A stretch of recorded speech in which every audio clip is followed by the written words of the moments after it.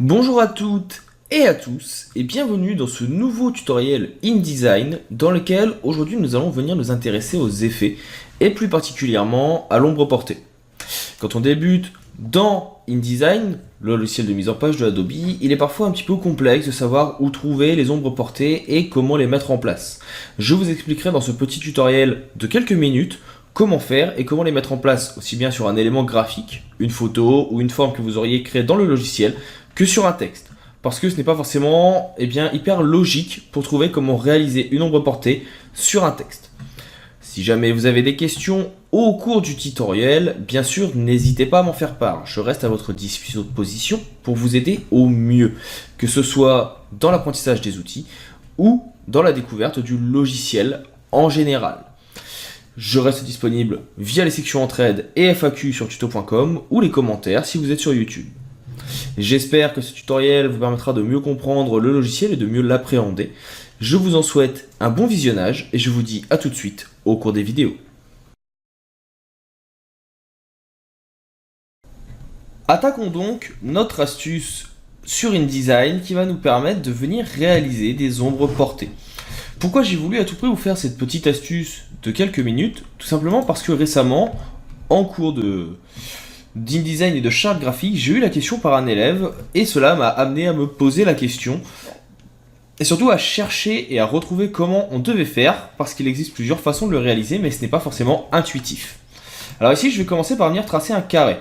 Le carré je vais le faire de couleur bleue et je ne vais pas lui mettre de contour. Pour supprimer un contour je viens cliquer ici sur contour justement et je clique sur 100.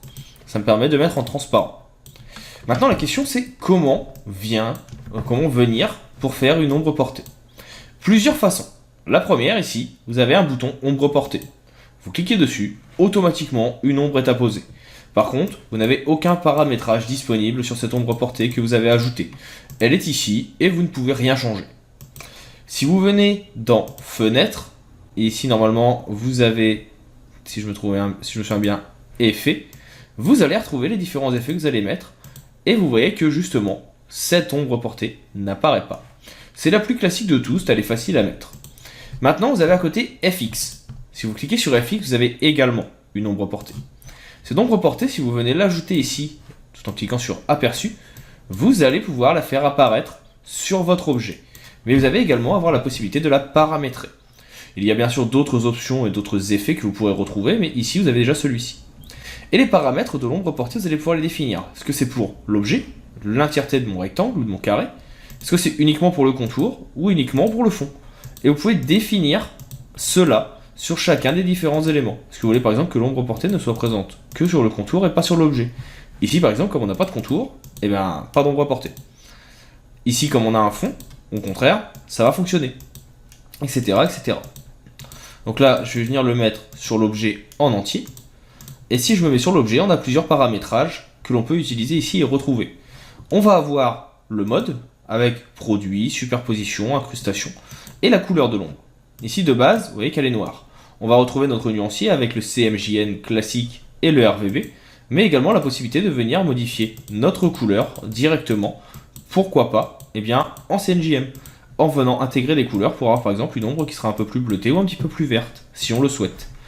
Vous allez pouvoir venir définir sa distance par rapport au point d'origine. Ça va permettre de venir la décaler. On va pouvoir venir changer son angle. L'angle, ça va être l'endroit où elle va être visible. Tout ça là, il faut simplement dire que le soleil étant ici, il vient taper l'objet qui crée une ombre de l'autre côté. Si je viens ici la mettre de l'autre côté, c'est la même chose. Le décalage sur l'X et le Y va permettre de la déplacer de haut en bas et de droite à gauche. X, c'est par rapport à l'axe qui est ici, sur la gauche, et Y, c'est sur l'axe qui est en haut. Utilisation de l'éclairage global, c'est si vous avez tout simplement un éclairage sur vos photos, vous allez pouvoir le définir identiquement sur toutes vos retouches et tous vos effets. Option va permettre de grossir, ça permet de rendre de plus en plus flou. La taille va rendre de plus en plus flou, parce que c'est la taille de l'ombre. Grossir ici va permettre tout simplement de grossir et de faire la mise au point sur votre ombre. Tandis que le bruit va ajouter un effet bruité, un petit peu comme vous le voyez ici à base de petits points de pixels. L'ombre est masquée par l'objet, vous pouvez définir qu'au contraire elle ne le soit pas, et vous pouvez bien sûr mettre que les autres effets respectent cette ombre. Et une fois que c'est fait, vous cliquez sur OK et vous avez donc votre ombre qui est ici. Et si je regarde, je vois que dans Objet, donc Effet, que je vais ajouter sur la gauche, eh bien j'ai un menu qui s'est ouvert et un fameux outil, ici FX, sur lequel je peux double-cliquer pour venir modifier mon ombre portée. Maintenant, ce qui est intéressant également, et c'est surtout sur celle-là que j'ai bloqué la dernière fois, c'est imaginons, j'ai un bloc de texte. Bonjour à tous. Hop, à tous. Je l'écris en grand, je viens modifier la typo, je viens le mettre en 60, et ce que j'aimerais, c'est avoir une ombre portée. De base, je serais venu ici mettre l'ombre portée, mais comme on l'a vu tout à l'heure, ça ne permet pas de paramétrer forcément comme je le souhaite. Si je viens ici ajouter une ombre portée également, on va voir que cela fonctionne. Par contre, si on fait un clic droit, eh bien vous voyez que ici les effets ne vont pas forcément fonctionner à tous les coups. Ce que vous pouvez faire ici, ou plutôt elles vont fonctionner si vous sélectionnez le bloc, mais si vous venez ici faire clic droit, en ayant sélectionné le texte, eh bien on voit que je n'ai pas cette option d'effet. Et pourtant, c'est ce qui serait le plus logique en termes d'expérience utilisateur. Du moins, c'est mon avis. Simplement parce que dans les autres logiciels, c'est comme ça que ça fonctionne. On sélectionne le texte et on vient mettre l'effet. Et bien ici, non. Vous devez sélectionner le bloc. Et attention, de bien sélectionner le bloc, parce que sinon ça ne fonctionne pas. Et surtout, si vous sélectionnez le bloc mais que vous y ajoutez un fond de couleur, là par exemple ici, il est transparent. Si je le mets avec un fond par exemple qui va être vert, ici, et si j'ajoute une ombre portée, eh bien cette ombre elle ne sera pas sur votre texte, mais sur votre ombre tout simplement, sur votre bloc que vous avez créé.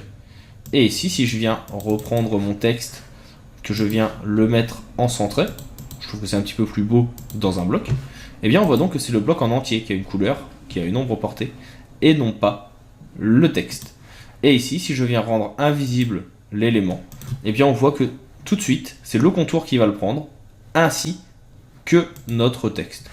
Là, je vais l'enlever, je vais venir l'ajouter avec FX, tout simplement pour pouvoir le paramétrer un petit peu mieux, et avoir par exemple ici eh bien, un petit effet de contour, que je vais venir grossir légèrement, voilà, très léger, et on va venir le décaler ici tout simplement. Et donc vous voyez, ça permet de venir créer, par exemple, donc cet effet d'ombre un petit peu plus importante en dessous. Ce n'est qu'un exemple parmi tant d'autres, il existe bien sûr d'autres possibilités. C'est à vous de voir suivant ce que vous voulez réaliser. Mais dans un premier temps, je pense que c'est déjà assez sympa. Je clique sur OK, et si je déplace mon élément, vous voyez que l'ombre va automatiquement suivre le tout. Donc voilà pour cette petite présentation sur l'ombre portée dans InDesign. J'espère que cela vous sera utile. Si jamais vous avez des questions sur cet outil ou sur un autre, bien sûr n'hésitez pas, je me ferai un plaisir d'y répondre et de vous aider au mieux de mes capacités et de mes connaissances. Pour cela, donc, les sections entraide et FAQ sur tuto.com sont à disposition. Les commentaires sur la fameuse chaîne YouTube sont également à disposition. N'hésitez pas à partager, mettre un petit pouce bleu et vous abonner. Et pour ma part, il ne me reste plus qu'à vous dire à bientôt pour d'autres tutoriels InDesign sur la chaîne. Vous en avez marre de perdre du temps, de passer des heures et des heures à regarder des tutoriels, les miens ou ceux des autres, vous souhaitez avoir des petits trucs et astuces pour aller un petit peu plus vite dans votre processus créatif, eh bien je vous invite à aller voir mon Gumroad, ressources graphiques, sur lequel vous trouverez des PSD, des AI, des EPS, des AE, tous les fichiers sources de différents logiciels qui vous permettront de gagner du temps. Que ce soit des PSD de mock-up pour, par exemple pour l'instant des ordinateurs, des computers, des PSD de digital painting, d'illustration ou de montage photo, mais aussi les fichiers sources des logiciels et les tutoriels que vous voyez sur la chaîne, tout est disponible. Vous retrouverez le lien de celui-ci dans la description bien sûr de chacun des tutoriels, mais également à la fin des vidéos, comme c'est le cas actuellement, en cliquant sur le petit lien qui se trouve sur la droite. Si jamais terminé, vous avez aimé la vidéo que vous venez de voir, je vous rappelle, n'hésitez pas à mettre un petit pouce bleu, à partager la vidéo autour de vous, à laisser un petit commentaire et me dire ce que vous souhaitez. Sachez également, et je vous invite à rester à l'affût, que de temps en temps dans les fichiers description des tutoriels présents sur la chaîne, vous retrouverez des petits codes promo, sorte de petits easter eggs pour les tutoriels payants tuto.com, pouvant aller du tutoriel de 25 heures sur l'intégralité de Photoshop au petit cours sur comment réaliser des infographies sur Illustrator et bien d'autres choses encore. Je vous invite donc à rester à l'affût et à me contacter si vous avez besoin de tutoriels spécifiques ou autres. Je vous dis maintenant à bientôt pour d'autres tutoriels et d'autres astuces Photoshop, Illustrator, InDesign et autres logiciels liés au monde du graphisme. Et je vous souhaite une bonne continuation.